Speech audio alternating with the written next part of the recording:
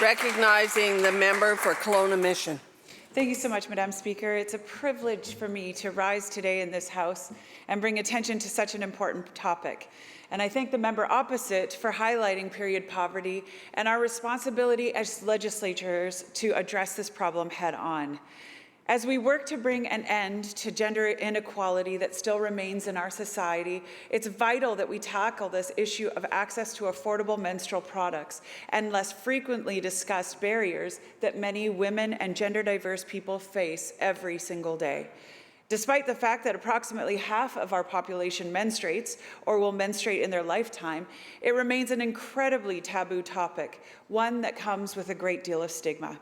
However, having open and frank conversations about menstruation, particularly in places like this legislature, will help to break down that stigma and the shame that is so often associated with it. Menstruation is simply a reality of life as a woman, and for many non-binary and trans people. We are expected to go about our day as if nothing is out of the ordinary, to carry the cost, burdens, pain, and interruption of it without anyone noticing and without complaining. Many of us are taught from a young age to hide our menstrual hygiene products when we go into the bathroom, to make up excuses for absences, and to avoid discussing our periods in nearly all settings. It adds to the feeling that there is something that we should be ashamed of. It's part of the reason why it's difficult for people to ask for help when they need it, and why the mental toll, in addition to physical practicalities of not being able to afford products, can be so great.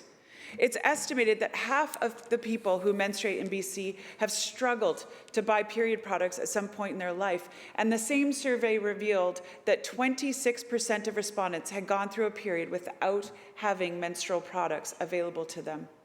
And as inflation and other affordability pressures continue to skyrocket and increase, with the cost of personal care items like tampons and pads up 6.2% in the last year, even more people in our province could begin to struggle with period poverty.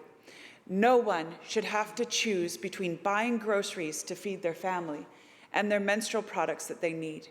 We have to work together in this place to do everything we can to prevent people from having to make this devastating choice. It's an issue of equality, of human dignity, and it's simply the right thing to do. I want to thank the United Way BC's Period Promise campaign and the incredible work that they've done over the past few years on this issue. From their important research and advocacy to their work to break the stigma and to distribute hundreds of thousands of period products every year, we all are grateful.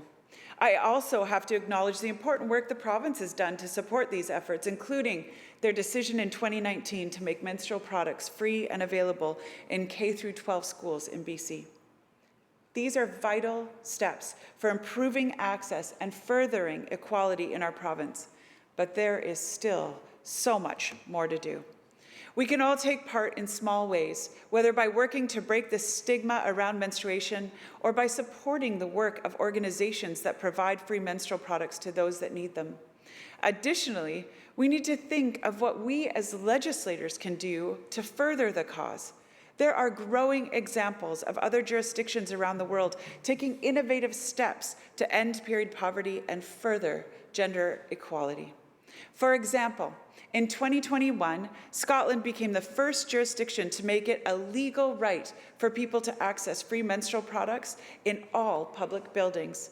We cannot forget that right now, there are people in our province who have had to miss out on work, school, appointments, and other opportunities because they do not have access to the period products that they need. It shouldn't be this way, and it's in our power to make a real difference. I hope that today and every day in this House, we can commit to working together to once and for all end period poverty. Thank you so much. Thank you, member.